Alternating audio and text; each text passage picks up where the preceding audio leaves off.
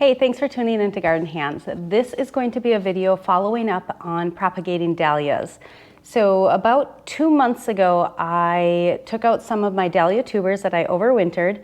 I put them in soil, very shallow, and they started to wake up, which means that their eyes on the dahlia tuber are going to start to swell, and eventually you will start to see green growth come out of them. So I wanted to do a video to show you what I'm going to do for the next step. I'll link the previous video that we did below in the description of this video if you want to check that out. But as a quick reminder, this step is absolutely optional. You do not need to propagate your dahlias. The reason that you might want to propagate your dahlias, some people believe, and it might very well be true, I have not done any research on it, but your blooms and new tuber growth is better if you plant cuttings versus just planting an old tuber in the ground. Another reason might be that you just want to grow more dahlias, and I can totally relate to that, and that is why I am propagating. One other reason might be because it's fun. It's something to do. It's still fairly early in the season. I can't get out into the garden to plant any of this stuff for another month and a half probably. So this gives me something to do. It's a little bit of a science experiment. It's kind of fun to wake your dahlias up a little bit early, see which of your tubers overwintered well, and see some new growth. You're gonna need a couple things to do this, and I will spin the camera around and show you what I am using. I will preface this by saying I am not an expert whatsoever. I have done propagating for 3 years, and I've been pretty successful with it, but this is just me watching other YouTube videos to see how they did it, and it may or may not be the best or the right way to do it, but give it a try. It's kind of fun to do, and definitely let us know in the comments below, do you propagate your dahlias? As I mentioned, you're going to need a few things to do this. First, you need some soil. You will be filling up some kind of a container with your potting soil. This is a regular potting soil. It is not seed starting mix. I have a jar of water. I'm going to add it to my soil. Some of this is pre-moistened from potting up last night, and some of it I just threw into this bin. So I just want to add a little bit more water to it.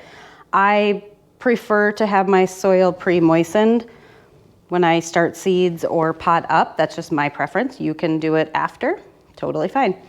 The next little container here, this has bleach in it and my kitchen turned flour knife. It is super important that you treat your dahlias very sanitarily. Is that a word? Sanitarily? You need to sanitize in between every little dahlia that you touch with any kind of a clipper or a knife. They can spread disease between plants really easily, and because they are an investment, you want to make sure that you are not promoting that spread of disease.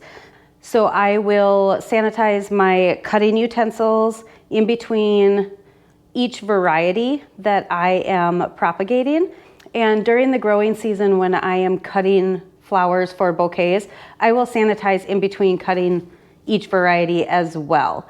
So I'm not going to go into detail about what kind of diseases they can get, but it's crown gall and leafy gall are kind of the main issues that dahlias see. It looks like a cauliflower head where the sprouts will come up, and it spreads really easily between varieties. I don't know the scientific reasons what the difference is between those two issues, but I do know that it's serious enough that you can't save your tubers, you can't save your plants. You need to throw them in the garbage or burn them. Don't put them in the compost because it will spread.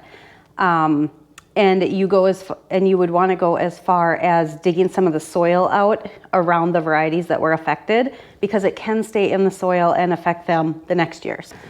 So it's pretty important, like other diseases, to make sure that you deal with it and keep it under control. So we will sanitize in between cutting the different varieties. I have my label marker, and then I brought up rooting hormone. And to be quite honest, I haven't used it yet this year. It's, I think, an optional thing. Some people swear by it, other people don't use it at all. But basically, you would dip the cutting into this, and it would help promote healthy new root growth and perhaps a little bit more quickly. So take it or leave it. It's up to you. I have a 10-20 tray without holes in the bottom. This is clean, it's just very old. This is one of my Bootstrap Farmer trays. Love these, so great. And then I have my containers. They have holes in the bottom. Any size container will work. You can fit multiple cuttings in here. So if you have plug trays, that would work fine as well. Then I have the tubers that we pre-sprouted a month ago or 2 months ago. I think I did it on February 2nd and it's April 4th, I think. So 2 months ago. You can see some of the tubers here in front don't have much growth. I have taken cuttings off this one. I have not taken anything off this one, and you can see after 2 months, you can kind of see, it's not really in focus, but this little dark spot here is the eye. So it's taken this variety, it's called Daydreamer, quite a while to perk up. If I go to a different angle, you can see that there is growth there. It's, you know, taking off now, and it should go pretty quick. So this variety, it's called Bridezilla. These were 4 tubers that I mangled when I divided my tuber clump a couple months ago, and I wanted to see were they even viable. I did take one cutting from this one closest to my finger here, so that one is alive and well. The other 3, I haven't seen any kind of eyes take shape or anything. They might not be viable tubers. That's one of the nice things about pre-sprouting your dahlias is that you know if your tubers are viable or not. You kind of get a sense that the eyes are active, or you know, if it's been a month before, or if it's a month before your last frost date, you can put them in the soil, bury them, and you should start to see some green growth by the time you're ready to plant them outside. But basically what I wanted to show you is that after 2 months, there's lots of green growth. I think all the rest of the varieties in here I have cut off of multiple times. So this is probably like the 3rd or the 4th cutting that I will do. And then over here, so in here, I put 2 cuttings per pot. You could fit 4 in here fairly easily. They're not gonna grow so thick of roots that you have an issue when it's time to plant them out. But what I did want to show you, we're going to pull this one out back here. We'll bring it over here, and let's find this one. We'll get rid of the other ones because they're a distraction. So what I wanted to kind of point out was this pot right here. 2 months ago, I put in, it looks like there might be 3 tuber sections. This is the variety Lights Out that we divided 2 months ago, and that I kind of walked through or showed a little bit more in depth. And this is the kind of growth that you can see in 2 months. I've already taken 2 cuttings out of here. And those cuttings, what I didn't do was write down what day I took the cuttings, but these are the Lights Out cuttings that I took off the plants. You can see how healthy they are, very green leaves. I kind of put them toward the edge of the pots, if you can see that. And I don't really want to dig around and pull up their roots, but basically you can tell if they are rooting. A, they're not dying off, and B, if you gently pull up on them, if they are kind of stuck in there, they're developing roots. So these are going to be perfect plants to throw out into the garden in another month and a half, and by the end of the year, they will start developing tubers. Oh, look at that, box elder bug. Seriously. That'll be a perfect plant. Next year I will be dividing those tubers out for Lights Out, and it's just going to continue the process. So what we're going to do right now is take a cutting from that Lights Out plant again and start 2 more. I'm going to write on my labels, Lights Out. All right, next step, fill that pot. I will add my water.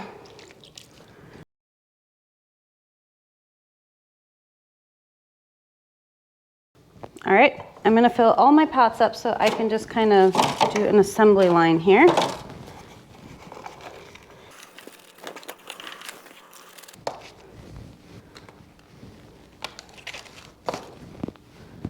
And 4. I'm gonna put my labels in right away so I know that they are labeled. So here are the 4 containers of tubers that I will be cutting from. And we'll start with lights out because that is our little experiment one that we have going this year. I'll try to show you what I'm doing. Okay, first, sanitize your cutting utensil.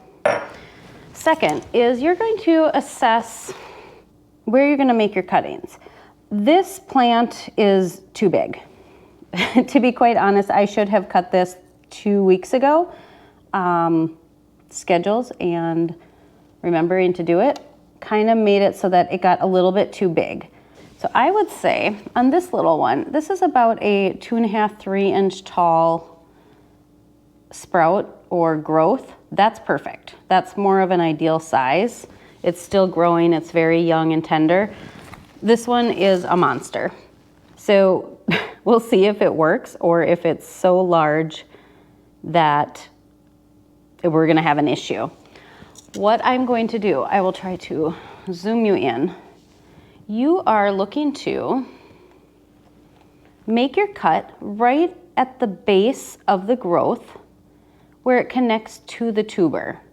So it's kind of a little bit of a raised up area right here around the base. It gets a little bit flared, and that's exactly where the tuber is starting. So this is the crown of the tuber at the very top.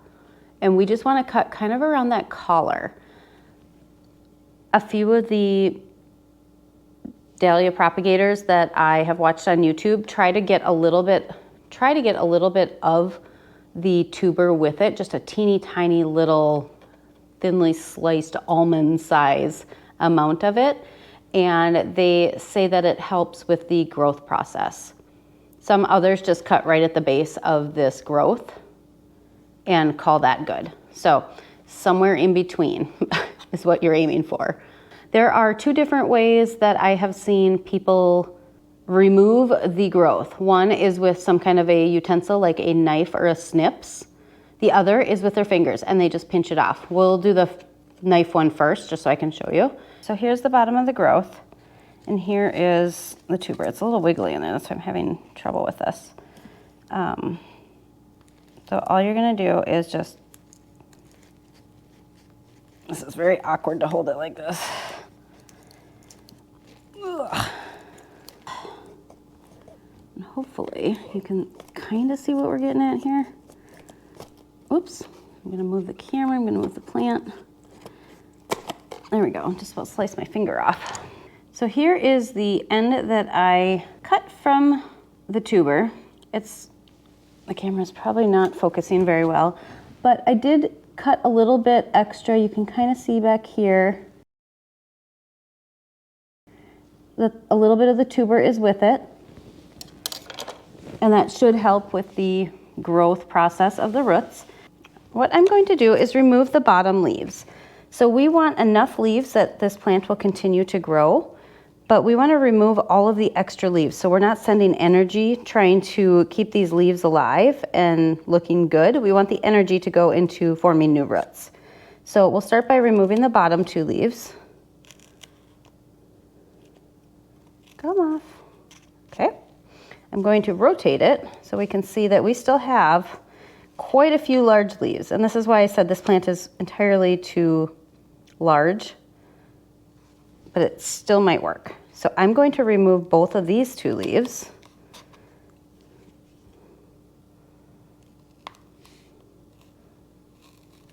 Ah!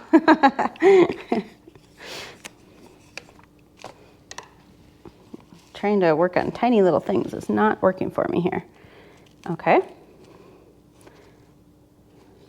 And then the last thing that I am going to do, I'm going to redip my knife into my bleach, and I am now going to get my soil, and I'm going to make a little, I'm going to make a little divot kind of towards the edge. So one of the growers that I watched, they like to place their dahlia cuttings towards the edge so that the roots will grow inward toward the middle. One of the other important things that is often mentioned is to dibble your hole, make your little dibble with a clean utensil ahead of time so that when you put the cutting in there, you're not going to damage any of the stem parts that are recently cut. All right, so that's our first one. Let's cut one more. Same issue with these being entirely too large. We'll get to a better one on the next plant. There are actually two down here, so you can see them. I'm going to take the littler one. And, oh, I was going to do the other method. The other method is kind of a pinch. You pinch it, and I don't know if they twist it or just kind of pinch it down at the very base. Same spot that we did the first one. Let's see here. My hands were not so gigantic. Okay, so I got fingernails, so that probably makes it a little easier. Yep, perfect. So this one, I did not get as much of the tuber with that method, but this will be interesting to see if it works. And then again on this one, we are going to remove these lower leaves. They come off pretty easily. And we're gonna remove the next set of leaves. And I'm just pinching those off. I had already dibbled my hole. I'll just slide you over. And I'm just gonna push this in here very gently and then tamp the soil down around it. The soil is, I wouldn't call it moist, but it's not dry. This will go downstairs under the grow lights. I don't have a heat mat for them, so they're just gonna grow under grow lights, and they'll get watered every couple days. You don't wanna have them sitting in water, but they don't wanna dry out too much either. So that's how easy that process is. I'm gonna get my other 3 varieties done, and hopefully I can find one that is more the appropriate size of when you should be looking to cut them. And then I'll have a new tray of 8 or so dahlias that might be plants in a couple months.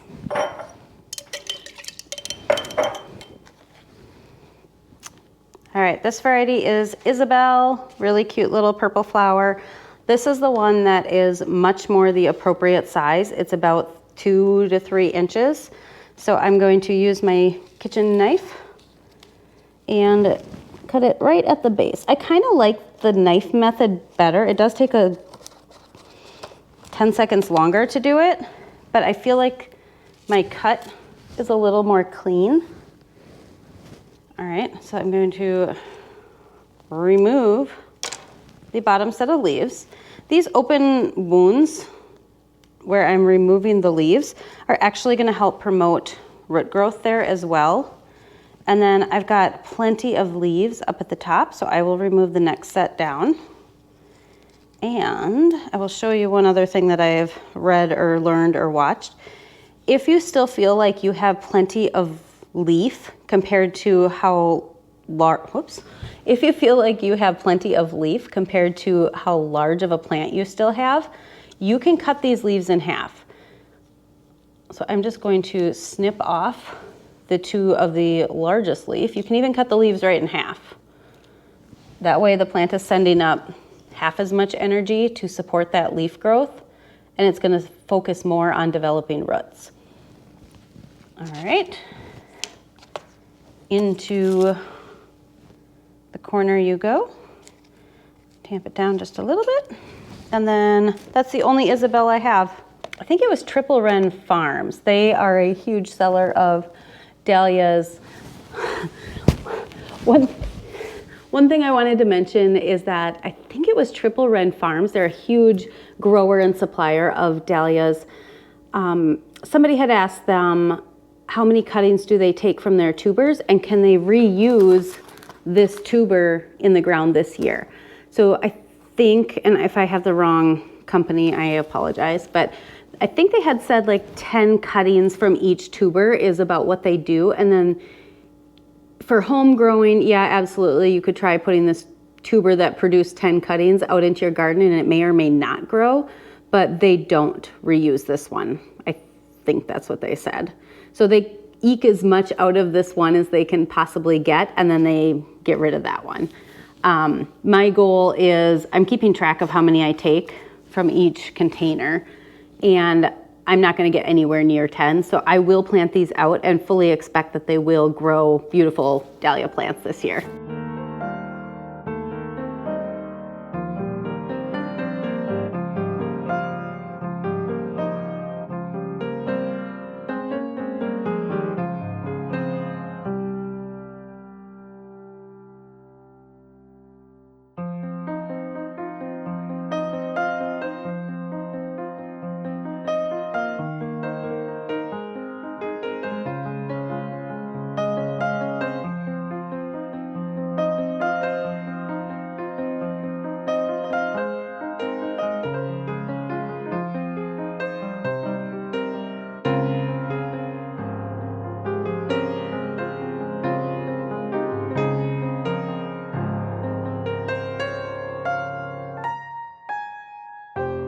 All right, so that was 9, and not dahlias.